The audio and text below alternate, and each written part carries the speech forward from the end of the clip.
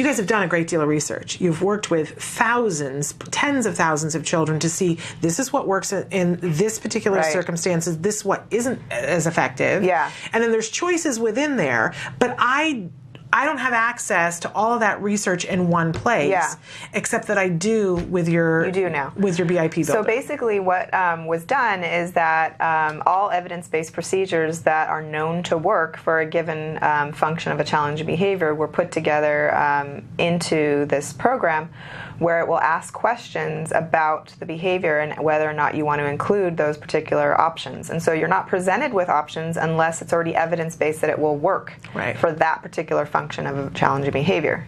And I've said before on the show that this year for IEP there was a BIP that a BIP suggestion that somebody put out on our IEP team, and I sat down with your behavior intervention plan builder, and I took the same function that they had and I put it in, and I started to see and put the things that they put in, and the system warned me and said this has not been proven to these strategies would be more effective with this. And I was able to go back to the IEP meeting and say, no, where is your evidence base that this works, because here are the things that work. And everybody went, oh.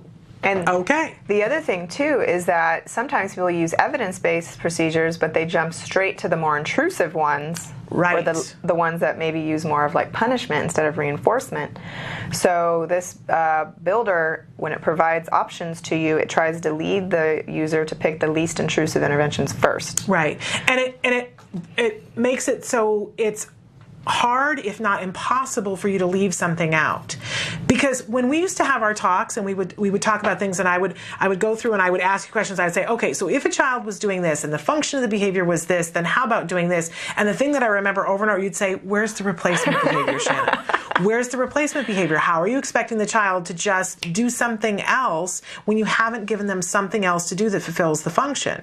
And it was just sort of my go-to for months that I would forget the replacement behavior, and your intervention plan builder doesn't allow you to do that. Yeah, and it also gets you to put other things in place that will make the behavior less likely to even occur to begin with. Right. So we don't have to just use consequences all the time to teach children the correct thing. We get in before they engage the behavior. We teach them some sort of other way of communicating and provide tons of reinforcement for that and build that up to where maybe they don't even need to engage in the challenge behavior anymore, because we've made this other alternative communication much easier than whatever their challenging behavior was. And certainly a good example of that, when the function of the behavior is attention, a lot of times one of the more effective ways of dealing with attention is to give a child attention before they give attention, seek attention in a negative way. So you realize, okay, this child needs attention. So how often are they hitting me right now? And you could collect data on that. They hit me about once every 5 minutes. So guess what? If I give them attention once every 4 minutes, and I plan for that, it's in my BIP. Every 4 minutes, someone will walk over and just pat the child and say, how's it going? Or smile at them. Something. Maybe we can avoid, they're getting all the attention they need, they're good. Right. Very effective. And I think a lot of times people go, every 4 minutes I'm going to have to give attention. And teachers will go, how am I going to do anything? But eventually, over time, you can make that period of time longer and longer. It's amazing how effective that works. I've used that in the classroom, and it's very effective. Amazing product. Can we put up the BIP Builder? The first slide has questions on it, so it just shows kind of like, you can see this is a large paragraph here, and it has a very jargony technical title, Antecedents for Escape, and it's written like this because this paragraph is actually explaining in layman's terms what that little jargony title means, and then it's asking the user, is this something you would like to include in your BIP? And then you as a user click yes or no. And then based on how you answer that question depends on what other questions you're going to get. So if you said yes to that, then it starts giving you options for different kinds of antecedents. And so the next one you see is demand fading. Again, jargony, but the paragraph underneath it explains what that means. Now what happens is, after a while, if a user uses this, and I don't think it would take that many times, they won't even need to read those paragraphs anymore. They'll see the jargon term and they'll actually know what it is. So guess what? We're inadvertently teaching people too what everything means, so they can start to throw it out in their IEPs and can I be honest that educated. That really was my experience of the first time I looked at it. I was so excited to do it, and I went in, and the first thing that I saw, I went, am I going to be able to do this? I don't think I know enough to be able to do this. But I took a breath and I read the paragraph and I went, oh, thank goodness they explained it to me in a way that I could understand.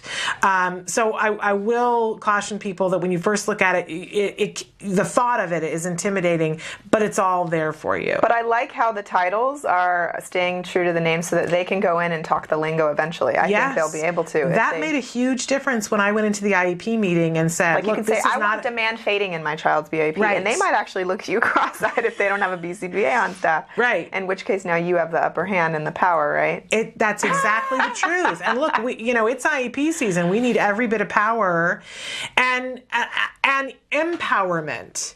Really, because before, as parents, we sat there at the table and they would slide a BIP over at us and we would look at it and go, okay, I don't know if you say so. But this empowers you to know, is this something that's evidence-based? Is this something that has the potential to help my child? And I really wish that it wasn't the case that parents had to actually know and be on their game and question what's being written. You would hope that experts are writing those. But I hate to say it, a lot of times it's not necessarily the most qualified people that are writing them. So this tool would be very helpful. Can we bring up the second slide? This slide actually shows what the VIP ends up looking like. So after you answer your yes/no questions, then it actually produces this report. And it says basically instructions as to what people are going to do. So an antecedent is just what are you going to do beforehand to try to prevent the behavior from even occurring. And then 3 options were chosen when answering questions, so you have your 3 options there of what you're going to do, and it's written in a description to tell anyone who's following the BIP what to do. And then there's little fill in the blanks, and the whole team can decide exactly what they want to put in those blanks. Yeah, so. And I do love that it gives you a lot of options, but it really walks you down the path so that you're not alone. Yeah, but in addition to all that, you have the ability to customize it, so you can add in your own text boxes if there's additional things you want to do. Because not everything fits inside one box. Yes. We know that. An amazing tool. And you can rewrite it into your own words if you feel like the staff you're giving it to may not completely understand it, or you want to add something to it or whatever. So that's nice too, and then you can save it. And you can always go back and see your BIPs, and you can update them, or you can create new ones, and there's a file storage cabinet basically that they sit in. And I have to say, one of the bits of advice that a parent gave on the show a couple of months ago is that once your IEP is done, and there's a place on the top of your IEP to check that the BIP is attached because it's been agreed to take that, print it off, put it in a sheet protector with the IEP on one side and the BIP on the other side, and give it to every single person who has interactions with your child on the team, because sometimes the school keeps it locked in a file cabinet. And then no one's actually following it or even aware of it. Oddly enough, sometimes that happens. But I thought, what a great thing to do at the beginning of the school year, to have it in the sheet protector and give it to the teacher. If there's an aide, give it to the aide, give it to the people on the lunch line, give it to the bus driver. And, it ensures that everybody at least is informed. Right. And hopefully, they're good people, and a lot of times they are good people at school, that they'll ask questions, and you can say, if you have any questions, please talk to me about this, but this is what we're following. It's legal document.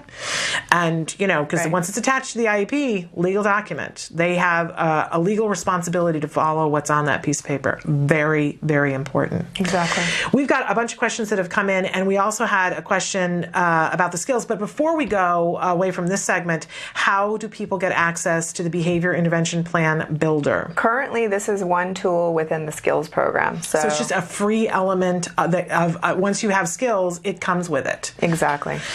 So amazing tool, Skills. We haven't even talked about the other things that Skills does.